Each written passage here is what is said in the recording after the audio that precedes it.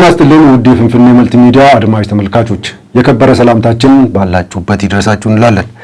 ፍንፍኔ መልቲ ሚዲያ በዚህ ዝግጅቱ አንድ እንግዳ ይዞላችሁ ቀርቧል። የዛሬ እንግዳዬ አቶ መለሰ እንግዳ ናቸው። አቶ መለሰ እንኳን ወደ ፍንፍኔ መልቲ ሚዲያ ስቱዲዮ በሰላም መጡ። አመሰግናለሁ። እስኪ ከአድማጭ ተመልካቾቻችን ጋር ተዋወቅ እስኪ። አቶ መለሰ ማን ነው? ያው መለሰ እንግዳ እባላለሁ። የታሪክ መምህርና ለዚህ ማህበረሰብ ሳይንስ ላይ በሰፊው እሰራለሁኝ።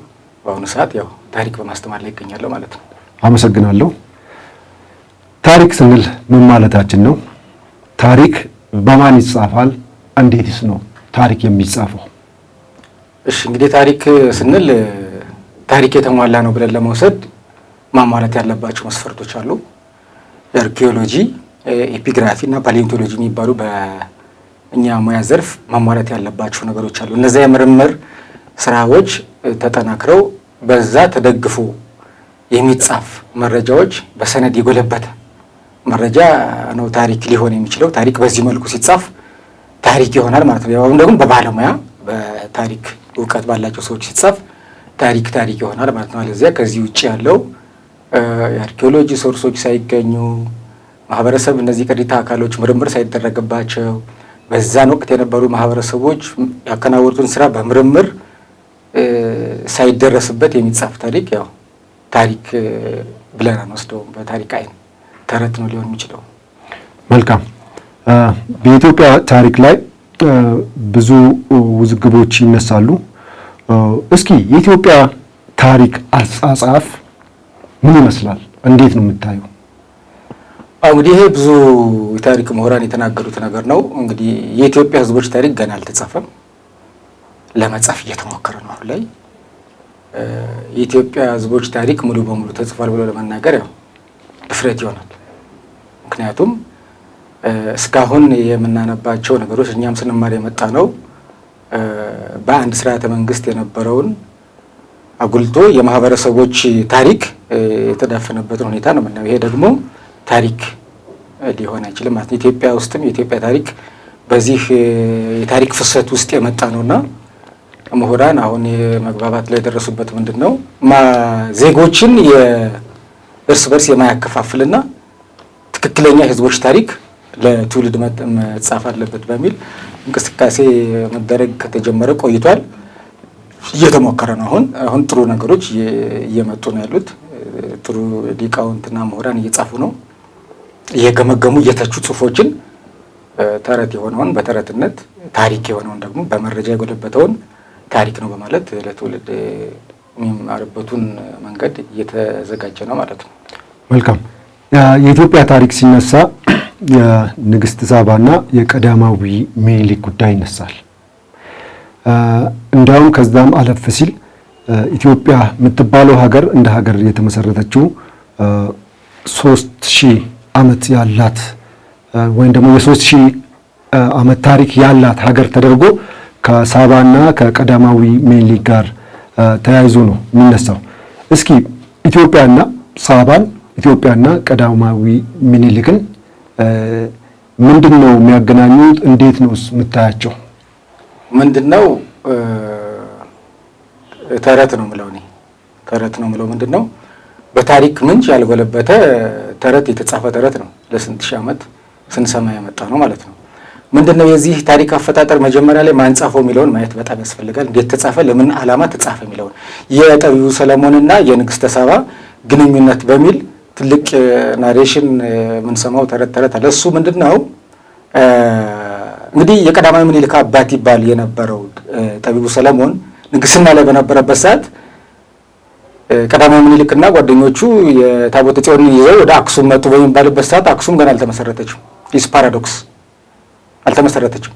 ይህ ታሪክ ከሚነሳበት ከ800 ዓመት በኋላ ነው አክሱም የተመሰረተችው። ከየት መጣ ታቦቱ? ከየት መጡ? የት ገባ? ኢስ ፓራዶክስ። ሁለቱ አይገናኝም። ታይሙን የጠበቀ አይደለም። ከ800 ዓመት በኋላ ነው የአክሱም ስርዓተ መንግስት የተመሰረተ። ይገና ያያዘው ምን ይላሉ ፕሮፌሰር ታደሰ ታምራት የንግስተ ሳባና የቀዳማዊ ምኒልክ የንጉስ ሰለሞን ግንኙነት በተመለከተ ምንም ማስረጃ የለንም፣ ተረት ነው ብለዋል። ምክንያቱም ይህንን የጠቀሱት ቅድም የጠቀስኩልህ ነው።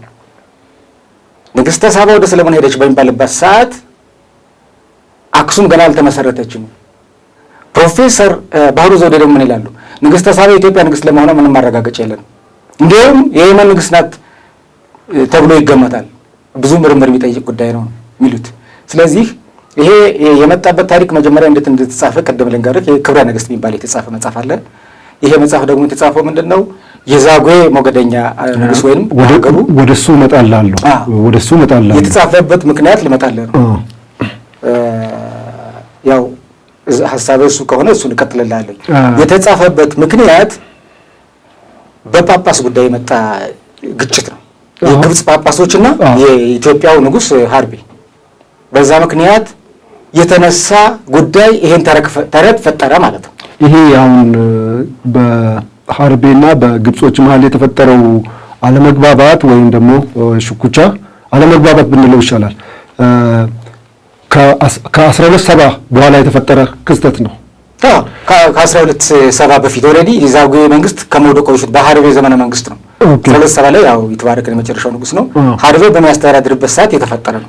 ከ1270 ሰሎሞናውያን ስርወ መንግስት የሚባሉ ከ1270 በኋላ ነው ከመፈጠሩ በፊት ይሄ ታሪክ መጽሐፍ ተጀመረው። የተጻፈው ሀርቤ ንግስና ላይ ተነስቶ በ13ኛው መቶ ክፍለ ዘመን ቀስ እያለ ወደ ግዕዝና አማርኛ ተተርጉሞ ተሰራጨ። የተጻፈው ግን በድብቅ ነው የገባው፣ ዛጉዌዎች ስልጣን ላይ ያሉ ማለት ነው። እና ወደ አነሳሱ እንሂድ። ሀሳብህን ቀደም ካነሳው ቀጥል። ያው ስለ ንግሥተ ሳባና ቀዳማዊ ምኒልክ ይህንን ካነሳን ወደ 1270 የሰሎሞናውያን ስርወ መንግስት ምስረታ እንምጣና እዛ ላይ አንዳንድ ነጥቦች እናንሳ። የሰሎሞናውያን ስርወ መንግስት መነሻችን ቀዳማዊ ምኒልክ ነው የሚሉት። እርስዎ ደግሞ አሁን እንዳነሱት እንደዛ የሚባል ነገርም አለመኖሩን ነው ያመለከቱት። የእነዚህ ሰሎሞናውያን ስርወ መንግስት መነሳት ደግሞ ለአገው ስርወ መንግስት ውድቀት ነው ይላሉ የታሪክ ድርሳናት። የሰሎሞናውያን ስርወ መንግስትና የዛጉዌ ስርወ መንግስት ውድቀት እንዴት ነው የምትቃኘው? እሺ አሁንም ቅድም ወደ አነሳልኝ ጥያቄ ከዛ ተነስቼ ነው አንድ ላይ አድርጌ ነው የምመልስልህ። መልካም። እንግዲህ ቅድም እንደገለጽኩት የክብረ ነገሥት መጽሐፍ ለምን ተጻፈ ነው መጀመሪያ ላይ ካነሳልኝ ከንግሥተ ሳባና ከሰለሞን ጋር አያይዤ ነው የምመልስልህ። ምክንያቱም ተያያዥ ስለሆነ የጻፉት የግብጽ መነኮሳት ናቸው። ክብረ ነገሥት በ9 ገጽ ነው የጻፉት። ወደዚህ ደግሞ ወደ ኢትዮጵያ በድብቅ ካስገቡ በኋላ ስንት ገጽ ሆነ? 150 ገጽ ሆነ ክብረ ነገሥት። ኦኬ። ሲጻፍ እነሱ ጻፉት በአረብኛ ወይስ በአረብኛ ተጻፈ? ከዛ በግዕዝ ተተረጎመ። ከዛ ቀስ ብሎ ደግሞ በአማርኛ ተተረጎመ ማለት ነው በሂደት እንጂ በአረበኛ ነው። ምንድን ነው ፍላጎት? አሁን የዚህ የክብረ ነገሥት መጽሐፍ ቅድም እንዳነሳሉ የሀርቤና በቤተ ክርስቲያን ውስጥ የተፈጠረ ጉዳይ ይመስለኛል። አዎ ጸቡ በአቡነ ገብርኤል የግብጽ ጳጳስና ኢትዮጵያ ውስጥ ደግሞ የመጣ አቡነ ሚካኤል አለ። ከግብጽ ነው የግብጽ ናቸው። አቡነ ሚካኤል ግብጻዊ ናቸው፣ ለኢትዮጵያ የመጡ ማለት ነው፣ በሀርቤ ዘመነ መንግስት የነበሩ። ስለዚህ ሀርቤ አንድ ጥያቄ አነሳ። አቡነ ሚካኤል ጉልበታቸው እየደከመ ነው፣ እያረጁ ነው፣ ተራሩጠው ህዝቡን ማስተማር ስለማይችሉ ከኛ ማህበረሰብ የወጡ ኤጲስቆጶሳት ሹሙልን እና ተንቀሳቅሰው ማህበረሰቡን ያስተምሩልን የሚል ጥያቄ አነሳ። አይ ይሄን ጉዳይ ለአቡነ ገብርኤል ማድረስ አለብኝ ብለው አቡነ ሚካኤል ጥያቄውን ይዘው ሄዱ። የግብፁ ንጉስ ተቀበለ። አባ ሚካኤል ግን ምን አሉ? አባ ገብርኤል አንቀበልም አሉ። እነዚህ ሰዎች አሁን የራሳቸውን ጳጳስ ከሾምንላቸው ወደኛ እንግዲህ ጥቅም አለ፣ ወርቅ ትልካለ፣ ማዕድናት ትልካለ፣ የዝሆን ጥርስ፣ የሰው ኃይል የምትወስደው ጳጳስ ስለላከች ከኢትዮጵያ ለ1620 ዓመታት ነው ኢትዮጵያን የበዘበዘችው። በእንደዚህ ጳጳስ እየላከች ግብርት በየዓመቱ ሪሶርስ ትወስዳለች። አንደኛ ይሄ ይቀርብናል፣ ሁለተኛ ደግሞ የአባይ ጉዳይ አለ። ይሄ እነሱ ነፃ ከወጡ በእኛ ላይ ጣጣ ነው የሚመጣብን፣ ስለዚህ አንፈቅድም ሲሉ እሺ አንድ ሰው ሹሙልን አሉ፣ ሀርቤ ንጉሥ ሀርቤ። ስለዚህ ከአቡነ ገብርኤል ጋር ከግብፁ ጳጳስ ጋር ሽኩቻ ውስጥ በመግባታቸው እሳቸውን የሚያወግዝ መጽሐፍ ተጻፈ። ሚያዝያ 10 ቀን የሚነበብ ሀርቤን እርኩስ የሚያደርግ የግብፁን ጳጳስ ደግሞ ቅዱስ ተደርጎ የሚነበብ ማለት ነው ያለ በኢትዮጵያ። ይሄ እኮ ያነበብነውን ዝም ብለን አይደለም እናወራው፣ መረጃ አለ፣ የተነበበ ነገር ነው። ይሄ ነገር ሆነ እንግዲህ ሀገሪቱን ከዲፕሎማሲ ጥገኝነት ለማላቀቅ ነው ሀርቤ ያንን የወሰደው። ነፃ መሆን አለበት አይደለም? አንዲት ሉዓላዊ ሀገር ተላላኪ መሆን ወይንም ደግሞ ሌላ ነገር ውስጥ መግባት የለበትም። አልሆነም፣ አልተሳካም፣ ቆመ። ትልቅ ሪፎርም ነበር ያደረገው ሀርቤ ማለት ነው። በዚህ የተነሳ ያቺ ክብረ ነገሥት ተጻፈች ማለት ነው። የአገው የዛጉዌ ነገስታት በሰለሞናዊው ዙፋን መቀመጥ የማይገባቸው ሰርጎ ገብ ወንበዴዎች ናቸው ይላል። ስልጣን ነጥቀው የገቡ ናቸው በሚል ፕሮፓጋንዳው እንዲያስተምሩ ይሄ ክብረ ነገሥት ተተርጉሞ ደብረ ሐይቅ ላይ ገዳም ላይ አባ ኢየሱስ ሞዓ፣ ደብረ ሊባኖስ ላይ አባ ተክለ ሃይማኖት ሆነው እንትን ሙቭመንት ተጀመረ ማለት ነው። ምን ዛጉዌን ለመጣል ያን ሪፎርም በተመለከተ እንቅስቃሴ ማድረግ ጀመሩ። በመቃወም አቡነ ተክለ ሃይማኖትና አባ ኢየሱስ ሞዓ ስልጣን ለሰለሞናውያን ዘር ነው መሰጠት ያለበት፣ የአክሱም የመጨረሻው ንጉሥ ልጅ ድግናዣን በስደት ላይ ነው ያለና እሱን መንገስ አለብን የሚል እንቅስቃሴ ያደረጉ። የዛጉዌዎች እግዚአብሔር አልፈቀደላቸውም፣ ሳይፈቅድላቸው ነው የተቀመጡት። እስካሁን የገዙት ይበቃቸዋል፣ ስለዚህ ይልቀቁ የሚል እንቅስቃሴ ነው ያደረጉት። ስለዚህ በዚህ እንቅስቃሴ ዛጉዌዎችን በምን ሰበብ? በቤተ ክርስቲያን ሰበብ ተጠግደው። ቤተ ክርስቲያን ይሄን አታዝም። ቤተ ክርስቲያን የሁሉም የሰው ልጆች መጠለያ እንጂ ፖለቲካ የምትሰራበት ቦታ አይደለም። ይሄ ነው የሆነው ዛጉዌዎች ላይ። ይህን እንቅስቃሴ ሁለቱ አደረጉ። መጨረሻ ላይ ያው ፐርፐዙ ይሄ ነው። አክሱም ውስጥ ከተገኙ 27 በአርኪኦሎጂ ከተገኙ 27 ሳንቲሞች ውስጥ አንድም በተለይ ስለ ሰለሞናዊ የሚናገር የለም። ስለዚህ እዛ ላይ ነበር ነው ለማለት ይህችን መጽሐፍ አስፈለገ ማለት ነው። ግብጽ የላከችው ያልከው ቅድም 9 ገጽ ነው ይላል። 150 ገጽ ተደርጎ ተጻፈ እዚሁ ኢትዮጵያ ውስጥ ተጨማምሮበት ማለት ነው። በኢትዮጵያ ሊቃውንት ተጻፈ። አክሱም ላይ ሰርገው ገብተዋል፣ ወደዛ ተወገደ። ሰለሞናዊ 1270 ላይ የመጨረሻውን የዛጉዌ ንጉሥ ጋይንት ቂርቆስ ላይ ተገደለ። ንግስናውን አወጀ ማለት ነው። ይኩኖ አምላክ ከነገሰ በኋላ ያው እንግዲህ ከዛ በላይ አንተ ፖዚሽኑን ከያዝክ በኋላ ያንን ህዝብ እንደፈለግ ማድረግ ትችላለህ። በቋንቋ በማሸማቀቅ ታሪኩን በማንቋሸሽ። ዛጉዌ ለመሰረቱ ልንገርህ እንደ አንድ ጋዜጠኛ እንድትረዳኝ የምፈልገው ነገር ማለት ነው። በኢትዮጵያ ታሪክ አንጸባራቂ ታሪክ የነበረበት ህዝቡ በሰላም የተመራበት እና ዓለም የምትደነቅበት ቅርስ የተቆረቆረበት ታይም ዛጉዌ ነው፣ እጅግ በሚገርም ሁኔታ ማለት ነው። ስለዚህ አስገራሚ ስራ አልፎ ሰርቶ ያለፈ ዳይናስቲ እንጂ እንደዚህ ወንበዴ የሚባል አይደለም። ይሄ እሱ እንትን ነው፣ ተረት ነው፣ ለፖለቲካ ትርፍ የተጠቀሙበት ስትራቴጂ። እንዲያውም ሰለሞናውያን ምን ይላቸዋል? ሞባይል ካፒታል ይላቸዋል። ታሪክ ለማለት ባሉ ቤተ መንግስት የሌለው ማለት ነው፣ በድንኳን የሚንቀሳቀስ ማለት ነው። ከዛ በኋላ ምንድን ነው የመጣው? እርስ በርስ ጦርነት ነው። በቃ በዛጉዌዎች ጊዜ የፈለግከውን እምነት መከተል ትችላለህ። ክርስቲያኖች ናቸው ዛጉዌዎች፣ ኦርቶዶክስ በጣም ንጉስም ናቸው። በጣም ሃይማኖታቸውንም የሰማዩንም የምድሩንም ስልጣን በአግባቡ ራን ሲያደርጉ የነበሩ ናቸው። በዚህ መልክ ነው በፖለቲካ ቤተክርስቲያን ውስጥ በመደበቅ ዛጉዌዎች እንትን የተደረጉት ማለት ነው። መልካም። እስኪ የተክለ ሃይማኖት ጉዳይ ሲነሳ መጨረሻው የዛጉዌ ስርወ መንግስት ንጉስ ጉዳይ ይነሳል። ለዛጉዌ ስርወ መንግስት ውድቀት ደግሞ ተክለ ሃይማኖት የራሳቸው ሚና ነበራቸው ይላሉ አንዳንድ ሰዎች። ከዚህ ጋር አያይዞ ተክለ ሃይማኖት ምን አይነት ሚና ነው የነበራቸው ለዛጉዌ ስርወ መንግስት ውድቀት? አዎ ቅድም እንደነገርኩ እንግዲህ የሃይማኖት አባት የኢትዮጵያ ሕዝብ ለሃይማኖት አባቶቻችን የምንሰጠው ክብር ያውቃል፣ ትልቅ ነው። የሃይማኖት አባቶች ሲናገሩ ሁሉም ሰው አሜን ነው የሚለው። ስቲል እስካሁን ያለ የምንከተለው ካልቸራችን ነው፣ ሃይማኖታችን ነው። ትልቅ ነገር ነው። የሃይማኖት አባቶችን ማክበር ግዴታ ነው፣ ይገባል። ግን ምንድነው ያደረጉት አቡነ ተክለ ሃይማኖት? በነገራችን ላይ እዚህ ላይ ማለት ነው በቤተ ክርስቲያን ደረጃ ስለሳቸው አስተምሮት የሚሰጠው ተክለ ሃይማኖት ናቸው ወይስ ሌላ ተክለ ሃይማኖት ነው? እሳቸው ናቸው እንጂ ለምን ማደፋፈስ እኮ አያስፈልግም እኮ። እንግዲህ ታሪክ እንደገና መታየት ያለባቸው ነገሮች ሊታዩ ይገባሉ። እንዲያው ከታሪኩ ጋር ተያይዞ የሃይማኖት ጉዳይ ስላነሳ እግረ መንገድ አያይዤ ልመልስልህ እንጂ በእርግጥ የሃይማኖት ጉዳይ ብዙም እንትን ማለት አልፈልግም። ፖይንቱ ግን ታሪኩ ላይ ስላለ እሱ ልንገርህ። የእግዚአብሔር የመረጠው የሰለሞንን ዘር ነው።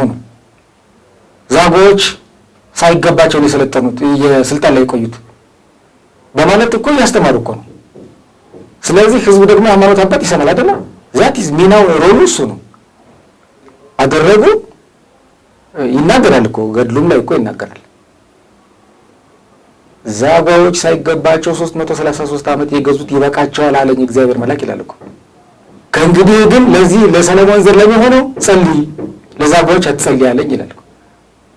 ዚስ ፋላሲ እንግዲህ አንዳንድ ለፖለቲካ ትርፍ አንዳንድ ሰው የጻፈው ነገር ሊሆን ይችላል። ይህም እነዚህ መረጃዎች ናቸው በግልጽ የተቀመጡ። ስለዚህ ሚና ነበራቸው። ፖለቲካ ሃይማኖትን አንድ ላይ በማድረግ ሚናቸውን ተጠቅመው ያን ስልጣን በኃይል እንዲገለበጥ አድርገዋል። ይሄ ምንም እንትን የሚል ነገር አይደለም። ብዙ የታሪክ ባለሙያዎች የተናገሩት እኮ ነው። መልካም መረጃ አለ። ዝም ብለን አይደለም የተማርነውን የምናውቀውን ነው የምንናገረው። ስለ ዛጉዌ ስርወ መንግስት ስናነሳ ስለ አገው ህዝብ ነው የምናነሳው። አገው ማን ነው? እስኪ እንግዲህ የአገው ህዝብ በኢትዮጵያ ሰሜናዊ ከፍተኛ ተራራዎችና ደጋው ድረስ ቆላውን ሙሉ ሰፍሮ የነበረ ህዝብ ነው። ኤርትራን፣ ትግራይ አካባቢ፣ ወሎ እነዚህ አካባቢዎች ላይ ከጥንት ጀምሮ ስልጣኔውን ራን ሲያደርግ እና በጥሩ ሁኔታ ሙሉ በሙሉ ሰፍሮ የነበረ ህዝብ ነው። በዛም ነው በታሪክ አጋጣሚ አክሱም ላይም ብትሄድ ያው የአገዎች ታሪክ እንደነበረን ግልጽ ነው የተቀመጠ ነው። ላስታ ላይም ብትመጣ እንደዛው የአገው ህዝብ በዚህ መልኩ ተንሰራፍቶ የሚኖር ህዝብ ነው። አሁን ብዙዎቹ የሚጠይቁት ጥያቄ አለ። አንደኛው አክሱም ላስታ እያላችሁ እንደገና ደግሞ ጎጃም ላይም አለ እንደዚህ እንዴት ነው የሚሉ አሉ። እዚች ጋር መመለስ የምፈልገው ነገር እንግዲህ ክርስትና ሴሚታይዝድ ክርስትና ስትወስድ ኦልሬዲ ማንነትን ነው እንትን የምታደርገው ማለት ነው። ስለዚህ የአገው ህዝብ ደግሞ የኦሪት እምነት ተከታይ ነበረ። ክርስትናን የተቀበለው በዛው አካባቢ ሲኖር አልቀበልም የሚለው ደግሞ እንግዲህ አንድ ነገር ቶሎ እንትን ለማለት ኢዛና መጀመሪያ እንደተቀበለ ጀምሮ ነው እንቅስቃሴውን ያደረገው።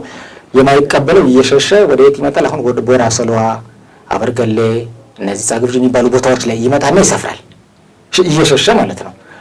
በመቀጠል ደግሞ እንደገና ወደ ላስታ ይመጣል። ላስታ ላይ ደግሞ ሙሉ በሙሉ ያው እንግዲህ የዛጉዌ ነገስታት ዋና መቀመጫ የነበረ ቦታ ነው። ክርስትናን ተቀበሉ።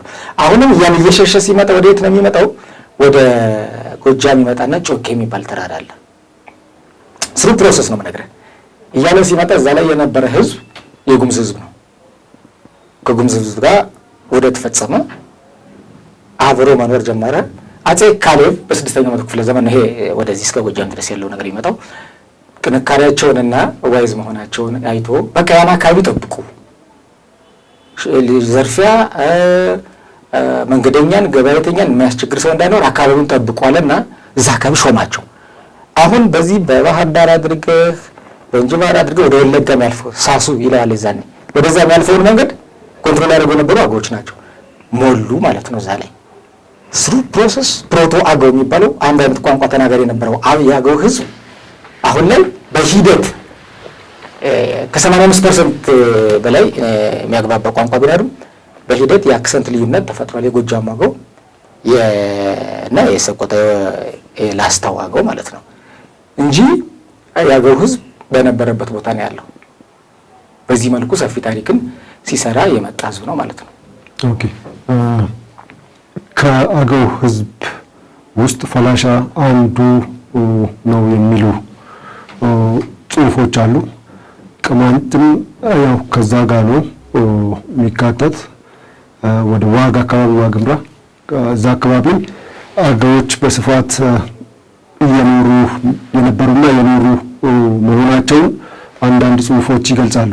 እስኪ አገውና ፈላሻነትን አገናኝተ ሀሳብ ብሰጠን። እንግዲህ በታሪክ ላይ የሚቀመጡ አገው ስንል አካባቢው ማንነት አሁን የጎጃሙን አዊ ይለዋል፣ ጎንደር ላይ ቅማንት ይላል ፈላሻ።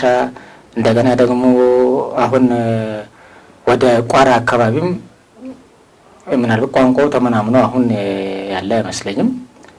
ራሱ አንድ አገው ነው ቋራ ፈላሻ።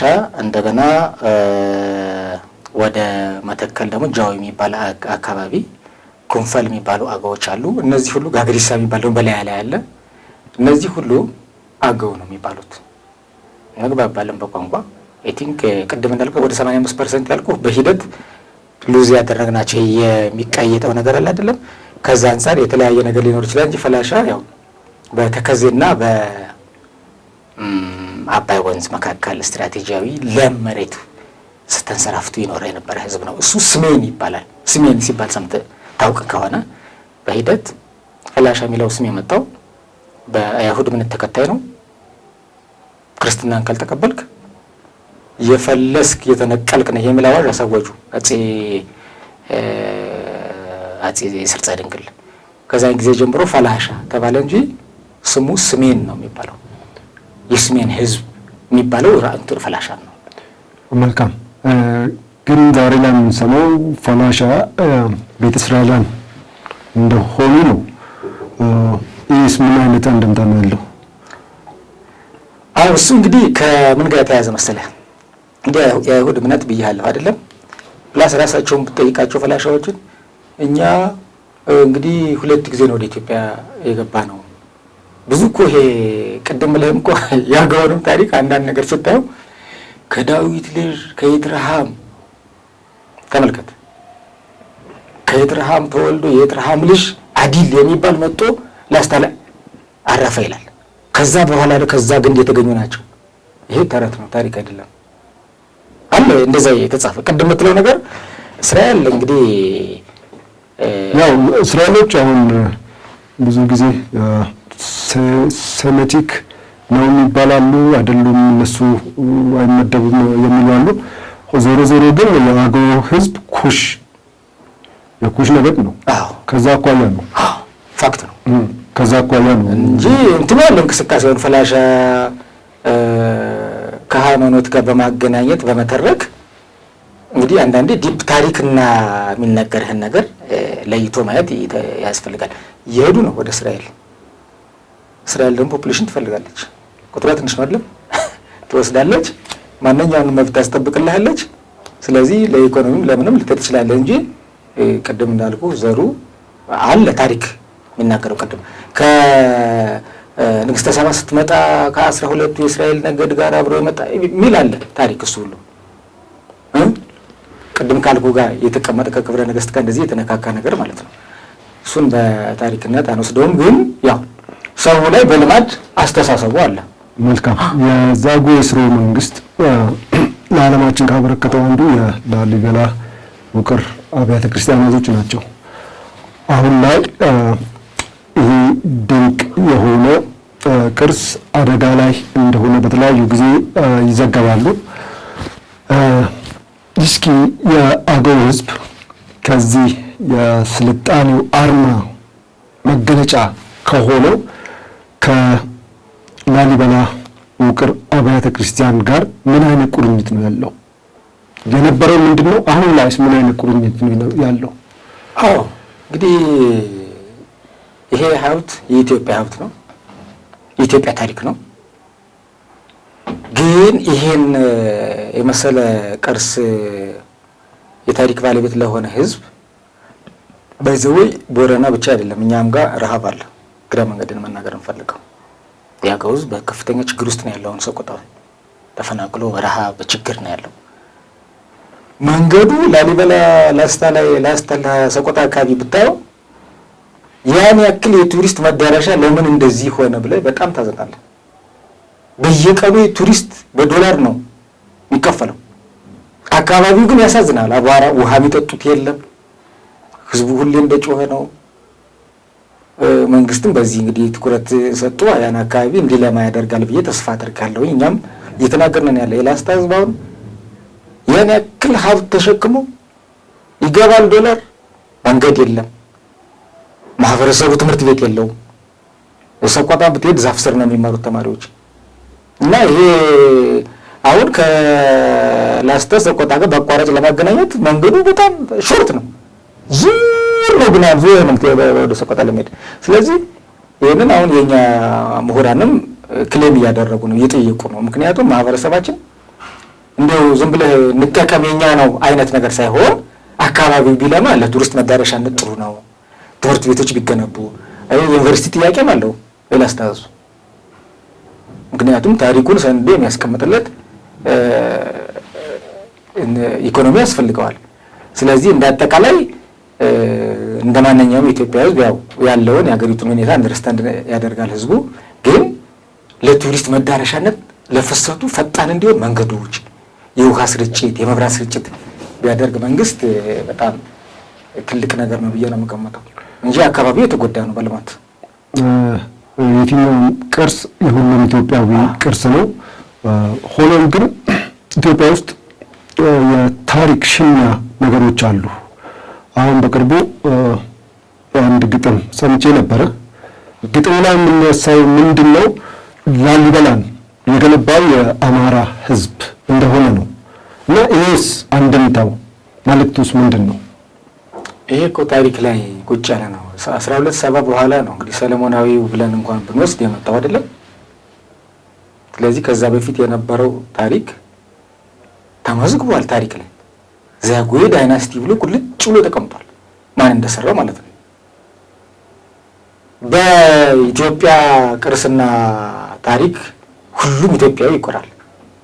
እኔ በሶማሌ ታሪክ እኮራለሁ፣ በአፋር፣ በኦሮሞ፣ በኤቭሪ ኢትዮጵያ ውስጥ ባለው ህዝብ ታሪክ የራሴ ታሪክ ብዬ ነው የምወስደው። ግን ባለቤትነቱ ግን ይታወቃል። ግን የሁላችን የኢትዮጵያ ህዝብ ታሪክ ነው። ስለዚህ በዛ ታሪክ ላይ በግልጽ ታሪክ ያሰፈረው ነገር ሰው እንደፈለገ እንትን ቢል የአገው ህዝብ ታሪክ ከመሆን የሚያግደው ምንም ነገር የለም። ታሪክ በሀገራችን በተለይ በማህበራዊና ፖለቲካ ቁርሾ፣ ግጭት አንደኛውና ዋነኛው ምክንያት ነው፣ መነሻ ምክንያት ሲሆን እናያለን።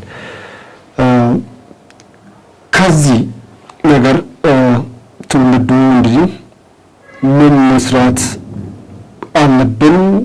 ከማንስ ምን ይጠበቃል?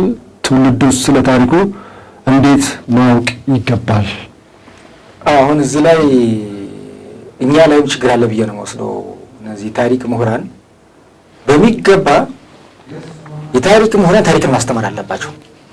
የታሪክ ምሁራን ፖለቲካን ማስተማር ሲጀምሩ ነገሩ ይበላሻል ማለት ነው። ቁጭ ብለው እኮ ለፖለቲካ በእነሱ በሚጠቅማቸው መንገድ እኮ ይጽፉታል እኮ ታሪክ። አታውቅም እንዴ? ይሄ ለታሪክ አይጠቅመንም። እውነተኛ ታሪኮችን ወደፊት ይምጡ፣ እንነጋገር። የትኛው የታሪክ ምሁር መቼም ደፍሮ ያው አይጽፍም፣ ደፍሮ እውነትን ይጽፋል። ምክንያቱም በታሪክ ሶርስ ስለሚያስፈልገው ማለት ነው። ሶርስ የሌለው ነገር ደግሞ ከጻፍ የሚቀበለው የለም። ስለዚህ ዝም ብሎ የተጻፈ ነገር ለፖለቲካ ትርፍ ማባበሻነት ከሌ እንዲህ አድርጎ እኛ እሱ አይደለም ያዋጣል። ለኢትዮጵያ ትክክለኛ ታሪክ ለትውልድ ማስተማር መጀመር አለብን። የተዛቡ ታሪኮችን ማቃናት ከምሁራን ይጠበቃል። እንደዚህ ካደረግን ሀገራችን ትልቅ ሀገር ናት። በልማትም በህዝቦች አንድነት ህዝብ ላይ የተሳሰረ የተጋባ ነው የኢትዮጵያ ህዝብ።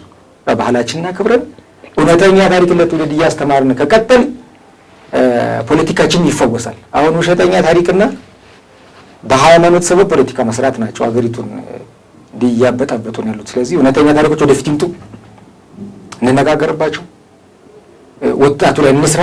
እንግዲህ ወጣቱ እኮ ስትነግረው ከልጅነት ያሳደገው አሁን ያለ ትውልድ በአይዲያ ነው የሚያምነው። ስለዚህ እውነተኛ ነገር ከነገርከው ቆም ብሎ ያስባል፣ ይጠይቃል፣ ይመራመራል ማለት ነው። ስለዚህ እውነተኛ ታሪክን ለትውልድ ማስተማር ከጀመር አገሪቱም ትፈወሳለች፣ የህዝቦች አንድነትም ይጠናከራል ማለት ነው። በዚህ ላይ ደግሞ የታሪክ ምሁራን እየሰሩበት ነው። መልካም ቀረ የሚሉት ነገር ካለ? አሁን ቀረ የምለው ነገር የለም። ያል ማስተላለፍ እንፈልገው መልእክት ለሀገራችን ኢትዮጵያ የሚበጀንን እውነተኛ ታሪክ የታሪክ ምሁራን እንድናስተምር ነው ማሳሰብ።